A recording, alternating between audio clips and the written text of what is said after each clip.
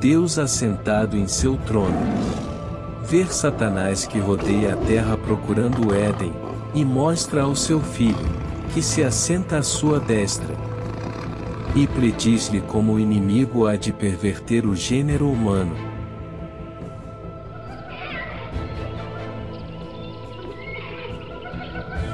O homem que ele havia criado, seria ele suficientemente capaz de resistir o tentador?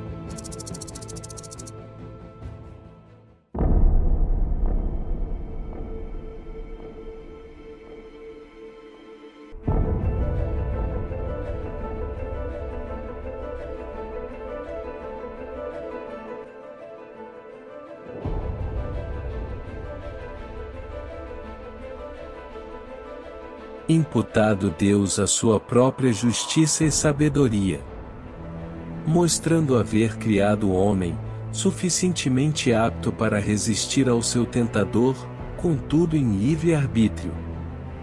Então, declara o seu propósito de graça em favor do homem. Entendendo que ele não caiu por malícia própria, como se sucedera a Lúcifer, mas sim, seduzido por este. O filho então agradece ao Pai a manifestação do seu propósito em favor de Adão. Porém, Deus declara que a graça não pode valer ao homem, sem a satisfação da justiça divina, e que Adão, tendo ofendido a majestade, por assim aspirar à divindade, deve ele morrer.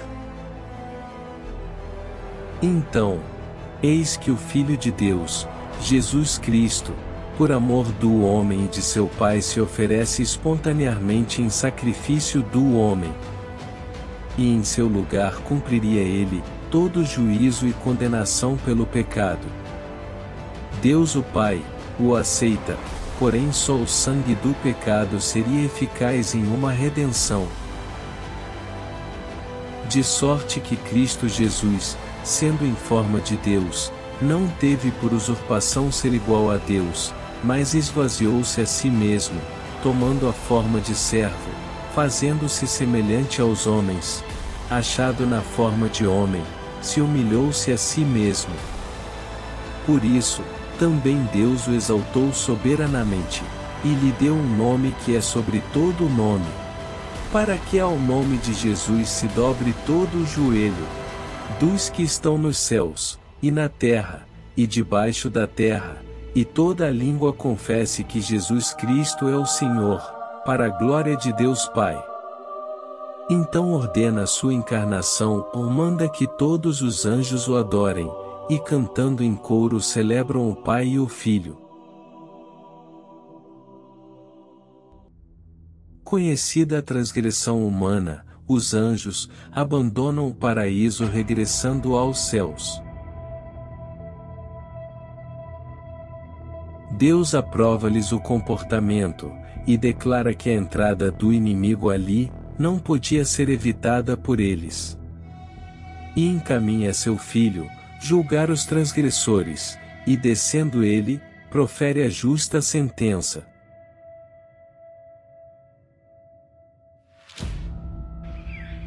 O homem e sua mulher estão profundamente envergonhados. Sendo esse fato a única ponta de esperança que se restava em seu favor. Pois, caso estivessem mortos, para a vergonha da culpa, não se teriam diferenciado em nada dos espíritos malignos, e a salvação de ambos teria sido impossível. Porém, a existência desse sentimento mostrou que a consciência de Deus presente dentro deles, embora devastada, ainda não estava extinta por inteiro. E ouvindo eles a voz do Senhor Deus, que caminhava no jardim, esconderam-se Adão e sua mulher da sua presença.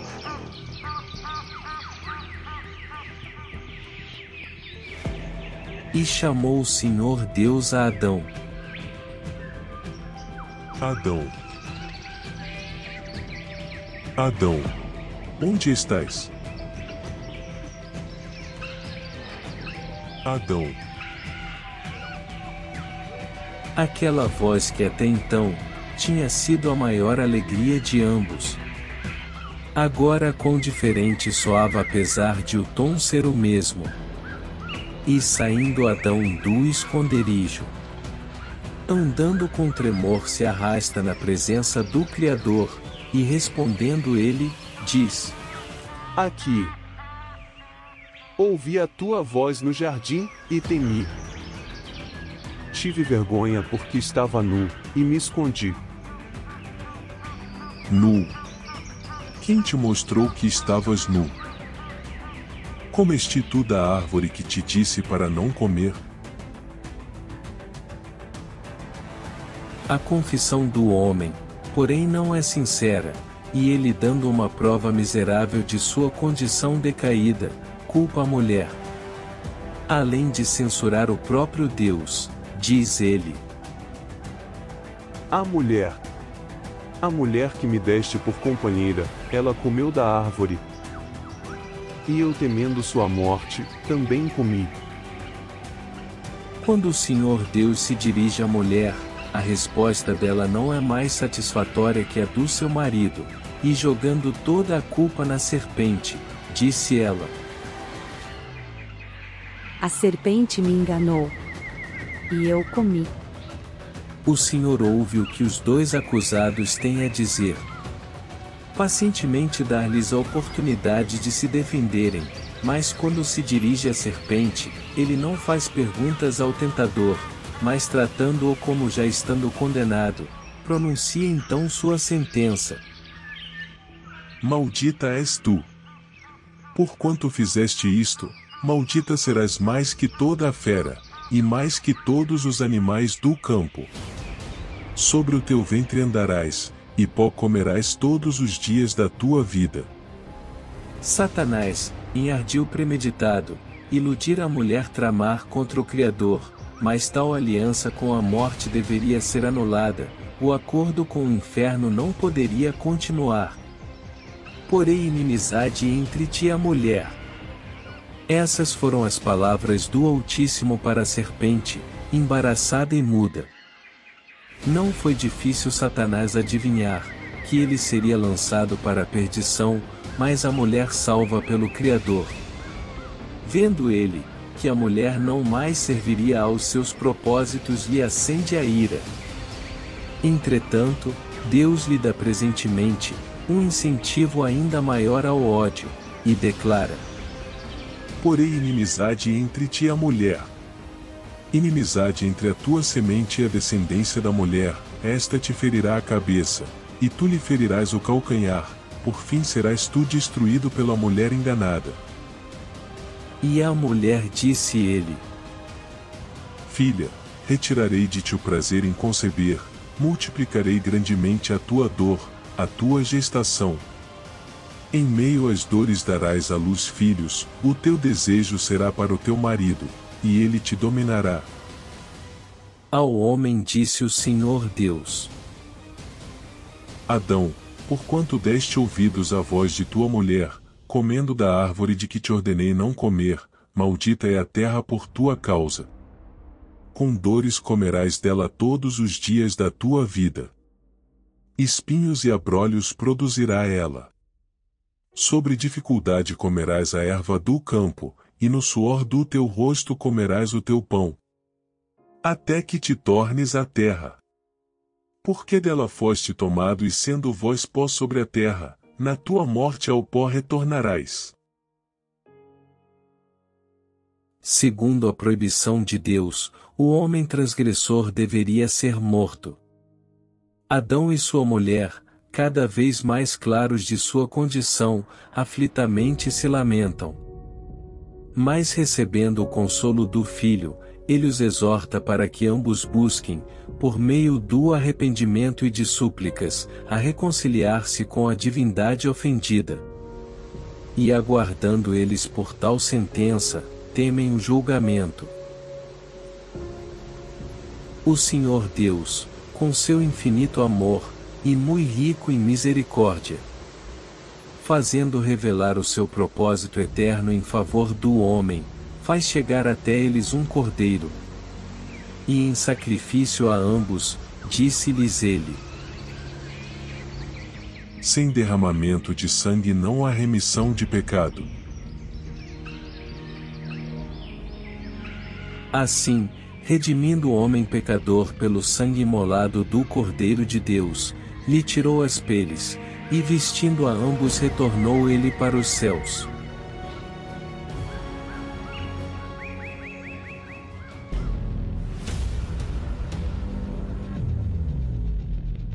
O Filho apresenta a seu Pai as súplicas do homem já arrependidos, e intercede por eles. Deus as aceita, mas declara que não podiam mais habitar no paraíso. Então, disse Deus: eis que agora o homem é como um de nós, sabendo ele o bem e o mal. Para que não estenda a sua mão, e tome também da árvore da vida, coma e viva ele eternamente no pecado. Então envia o arcanjo Miguel para alterar os céus e a modificar os elementos da terra, e junto com ele, um esquadrão de anjos, a fim de dispor o homem do jardim, e lavrar a terra de que fora tomado. Mas que antes, revelasse ao homem tudo quanto havia de acontecer no futuro, por consequência do pecado, e a revelar o plano de Deus em resgate do homem.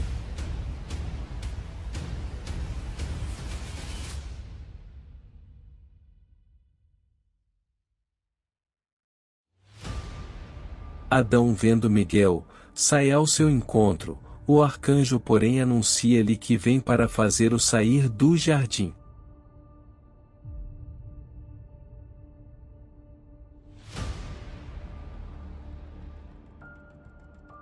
E levando consigo Adão e sua mulher acima de uma alta colina, mostra-lhes em visão o que aconteceria até os dias do dilúvio.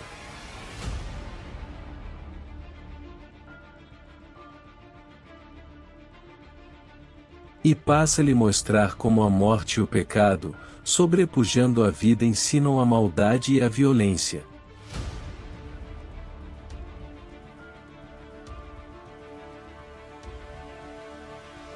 Como os filhos de Deus tomando as filhas dos homens misturam e pervertem a criação de Deus.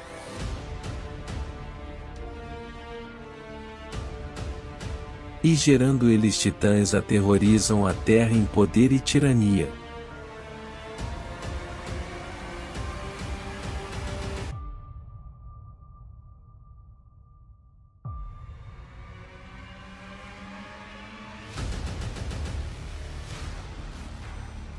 Também os fazem saber a última promessa feita a eles, de que sua prole se vingaria da serpente. O anjo continua, e conta o que há de suceder mesmo depois do grande dilúvio. E logo, como mesmo depois de Deus aniquilar toda a carne, os caídos retornam e repetindo seu pecado, fazem célebre o nome do homem, distanciando este, cada vez mais de Deus.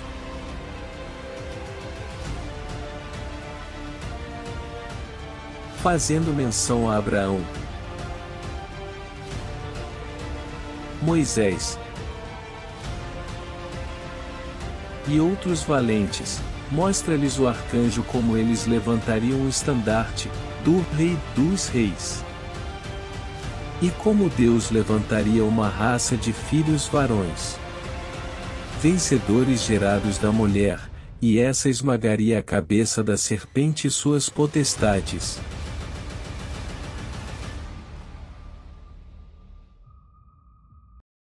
Lhe mostra como Jesus o Cristo, assentado à destra de Deus no alto trono, tudo por amor deixa, e descendo à terra em servidão, morre em sacrifício para a remissão de sua transgressão,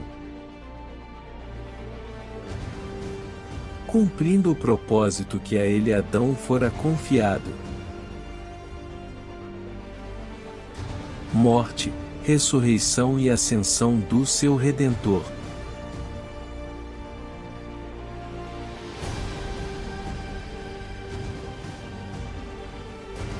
O plano eterno de Deus, a sua igreja. Gerada e formada pelo ser terreno. Do barro à glória dos céus. Como homem, em carne de pecado, porém sem o pecado. Ascende ele aos céus, entronizando um homem na glória. O último Adão reina.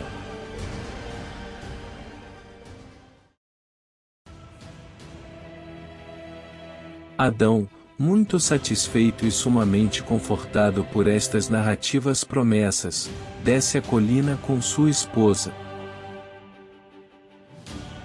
E Miguel, os acompanhando pela mão, leva-os então para fora do jardim. Os portões se fecham e uma espada flamejante brande-se por detrás deles. Querubins tomam seus postos para guardar o caminho da árvore da vida.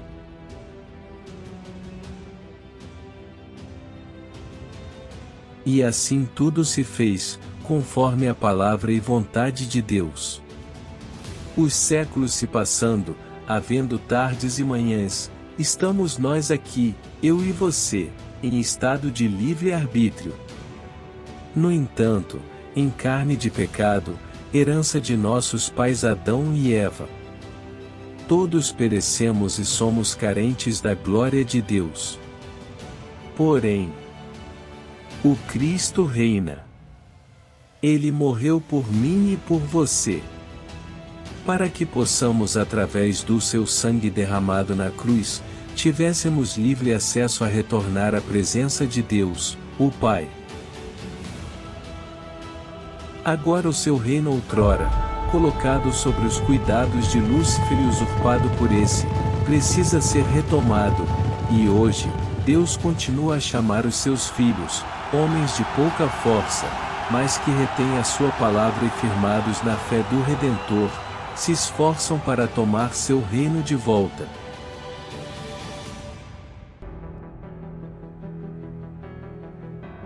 Por isso é preciso que prestemos maior atenção ao que temos ouvido, para que jamais nos desviemos. Porque se a mensagem transmitida por anjos provou a sua firmeza, e toda transgressão e desobediência recebeu a devida punição, como escaparemos nós, se negligenciarmos tão grande salvação? Porque não foi a anjos que ele sujeitou o mundo que há de vir, a respeito do qual estamos falando, mas alguém em certo lugar testemunhou, dizendo, que é o homem, para que com ele te importes? E o filho do homem, para que com ele te preocupes? Vemos todavia, aquele que por um pouco foi feito menor do que os anjos, Jesus, coroado de honra e glória por ter sofrido a morte, para que, pela graça de Deus, em favor de todos, experimentasse a morte. Ao levar muitos filhos à glória, convinha que Deus, por causa de quem e por meio de quem tudo existe, tornasse perfeito, mediante o sofrimento o autor da salvação. Ora, tanto o que santifica quanto os que são santificados provém de um só. Por isso Jesus não se envergonha de chamá-los irmãos. Ele diz: proclamarei o teu nome a meus irmãos e na assembleia te louvarei. Pois é claro que não é a anjos que ele ajuda, mas aos descendentes de Abraão. Por essa razão era necessário que ele se tornasse semelhante a seus irmãos em todos os aspectos, para se tornar sumo sacerdote misericordioso e fiel com relação a Deus e fazer propiciação pelos pecados do povo. Porque, tendo em vista o que ele mesmo sofreu quando tentado, ele é capaz de socorrer aqueles que também estão sendo tentados.